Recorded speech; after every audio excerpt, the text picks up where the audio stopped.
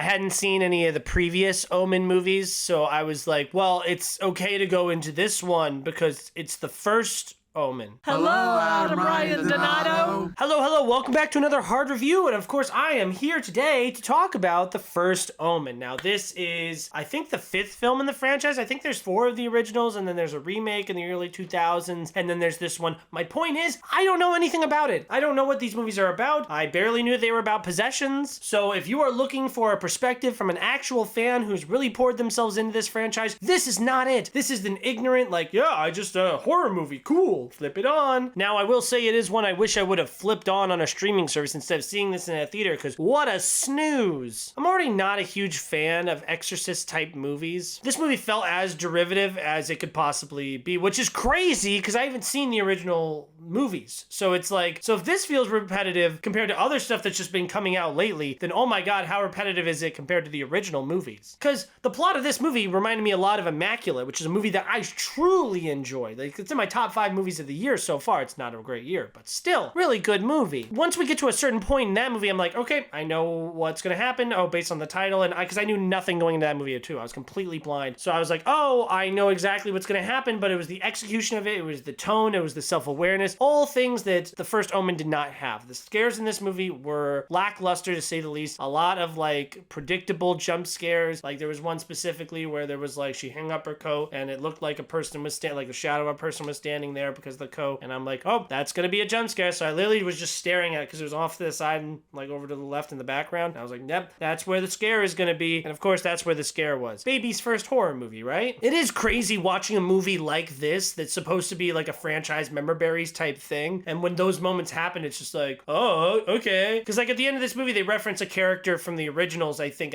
like the main character from the originals, and I was like, who? Okay. It's really hard to see this movie being any kind of a success at all. The marketing was like non-existent. There was posters in the theater, but like I wasn't seeing the trailer regularly come on before things until like a month before release, which I guess that's the new norm now, but Jesus. This is supposed to be like a big franchise thing. And then I don't know anyone who talks about The Omen. It's not really a time of the year. Like Immaculate is still out and has really good buzz around it, so I really don't expect people to be going to see this over Immaculate, especially with how big Sydney Sweeney is. Oh yeah, in this movie we have Bill Nye. We have, I think it's the guy from The Vitch. I don't know. The cast is nothing of note whatsoever. The performances are nothing of note whatsoever. My buddy specifically got upset that this woman who lived decades ago, who grew up in Boston, sounded like a California girl. And I'm not great with accents, so I was like, yep, because this movie sucks. And I was like, anything I can use to talk about how this movie sucks, I am so on board for. Because also, why is this 2 hours? I've seen this movie dozens of times. Like, not this exact movie, but this type of movie dozens of times. And they're usually 90 minutes, okay? And so the fact that this movie is like 2 hours is like, ugh, what a slog. You know, everything that's gonna happen. I remember I went to the bathroom and came back, and my buddy was like, oh yeah, she's in the bad place. And I was like, no, I know